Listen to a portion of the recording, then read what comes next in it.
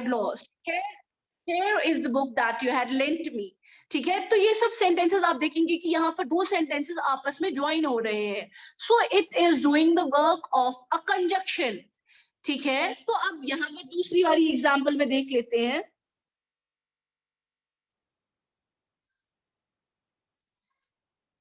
Okay, let's see it है.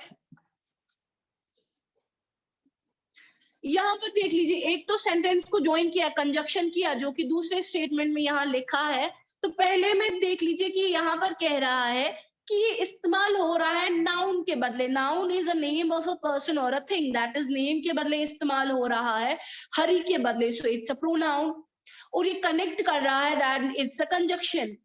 तो ये कह रहा है द वर्ड वो देयरफॉर, ये डबल काम कर रहा है, प्रोनाउन का भी काम कर रहा है और कंजक्शन का. तो इस वाले वर्ड को हम इसको कंजक्टिव प्रोनाउन कहते हैं. दैट मीन्स जो आपका दोनों कंजक्शन का भी काम करे और प्रोनाउन का भी काम करे, उसको कंजक्टिव प्रोनाउन कहते हैं.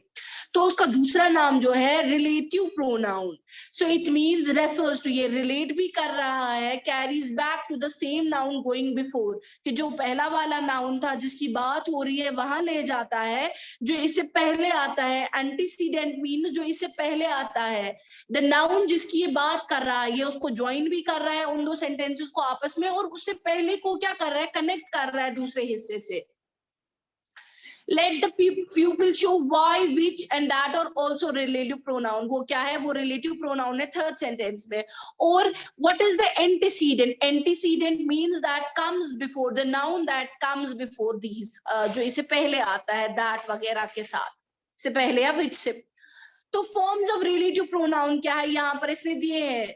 यहाँ पर nominative is singular and यहाँ पर इसके तीन केसेस है. एक तो नॉमिनेटिव है, दैट मींस सब्जेक्टिव. एक्यूजेटिव आपको पता होनी चाहिए, personal pronoun. And generative means, I will just see कि अगर डेफिनेशन है आपके साथ शेयर ही कर लेती हूँ मैं. यहाँ पर एक्यूजेटिव केस जो होता है उसको कहते हैं जो डायरेक्ट, जो वर्ब के बाद आता है, ऑब्जेक्ट का जब काम करते हैं. ठीक है, that is object accusative case. Generative मतलब होता है das illustration sentence paro as guess clear. This is the boy or a girl who works hard. ये this is the boy, ये जो क्या है, who works hard. तो यहाँ पर boy के बदले आया nominative, means लड़का से related, subject के related. This is the boy who works hard.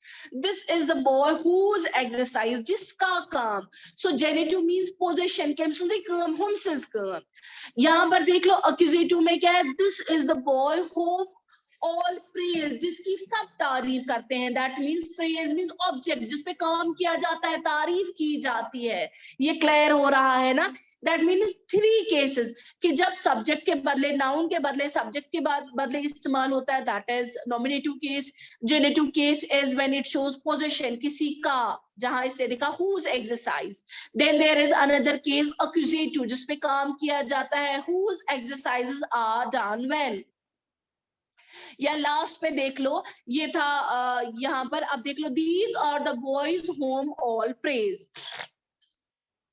It will be noticed that the form same as singular, plural, masculine, feminine. तो देख लीजिए, the relative pronoun which has the same form of a nominative and a accusative. That means जो आपका pronoun पहले as a subject के बदले इस्तेमाल आए, नॉमिनेटिव और अक्यूजेटिव. अक्यूजेटिव अब आपको समझ आया कि अक्यूजेटिव क्या है. अक्यूजेटिव मींस जिस पे काम किया जाए आफ्टर वर्ब. ठीक है, तो व्हाट इज देयर कि this is the house which belongs to my uncle. ये वो मकान है, हाउस के बदले इस्तेमाल हुआ, नाउन के बदले, दैट इज व्हिच.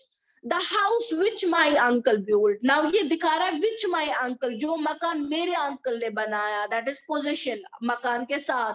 तो कॉस्ट यू था. The relative pronoun which has no genitive case means हम कह सकते हैं कि इसका जो यहाँ पर है, इसका कोई which का नहीं बल्कि इसका चेंज हो जाता है, वो whose दिखाया जाता है as a position, used as a substitute. means a second which इस्तेमाल कर as a pronoun, as a ये नहीं दिखा सकते हैं position, लेकिन इसके बदले हम pronoun जो इस्तेमाल करते हैं that is whose. ये क्लियर हुआ. वो nominative cases मानचू ये दोन जाइन इस्तेमाल कर सा as a which. that means after subject.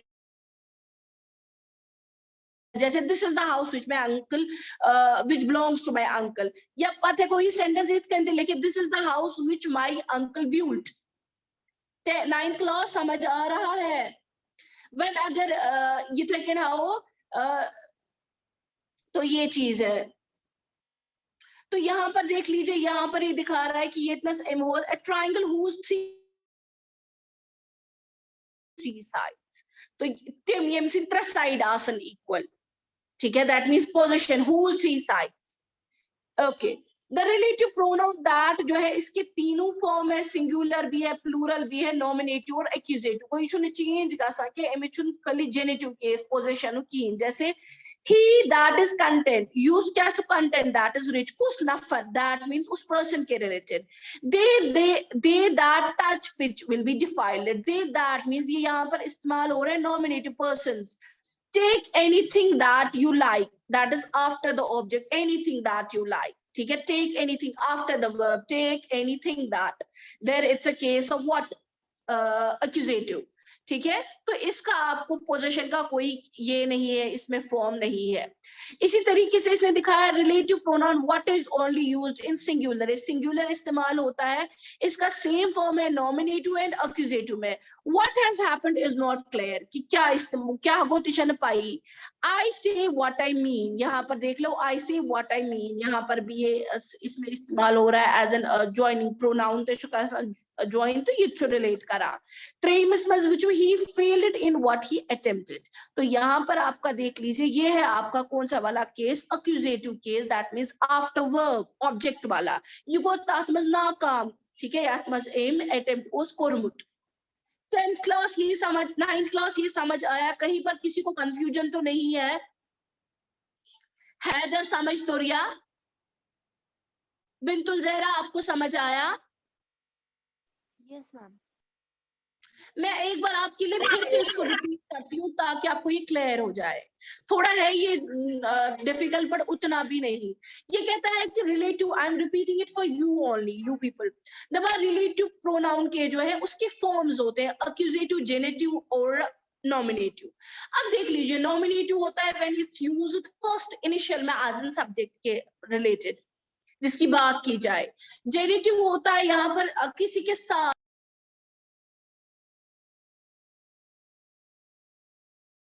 हम कह सकते हैं कि जब ये पोजीशन दिखाता है, sorry accusative is used when after verb, ठीक है, ऑब्जेक्ट जिस पे काम किया जाए।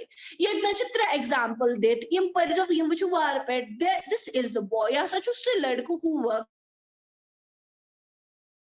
बॉय और गर्ल, ये इसके बदले पर्सन के बदले इस्तेमाल हुआ जिसकी बात हो रही थी, तो दैट मींस ये नॉमिनेटिव इस्तेमाल हुआ।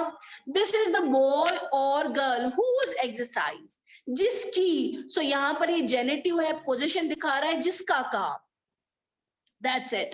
Now यहाँ पर देख लीजिए this is the boy or girl whom all praise, जिसकी सब तारीफ करते हैं, तो यहाँ पर एक केस है whom, यहाँ पर ये सीधे है लड़के के रिलेटेड, ये सारी तारीफ करा मा विच इत्रयम, these are the boys or girls who work hard, ठीक है। सो यहाँ पर ये है एक्यूजेटिव आफ्टर वर्ब, ठीक है, जिनकी तारीफ की जाती है, ठीक है।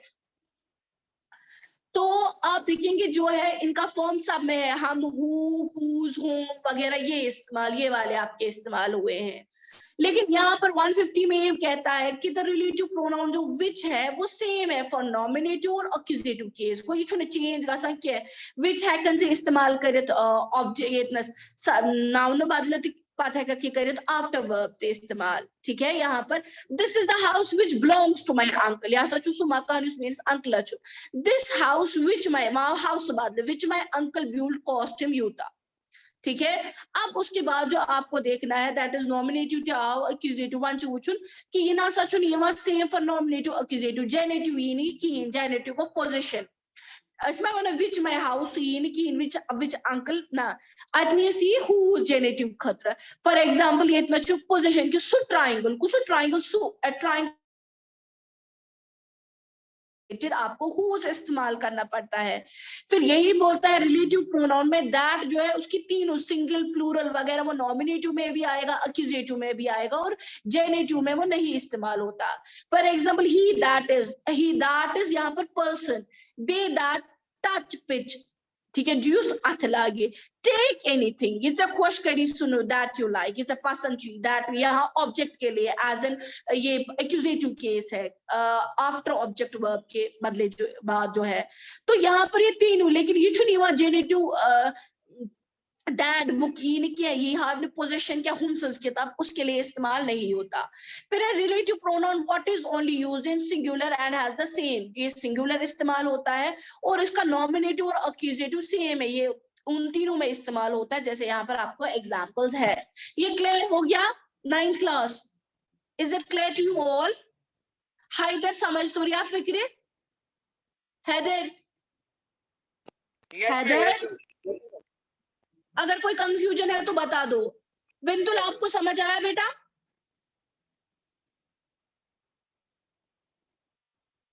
चलिए ओके दैट्स इट। प्लीज इसको आज रिवाइज कर लीजिएगा घर में, कल मैं पूछूंगी। चलिए अल्लाह हाफिज।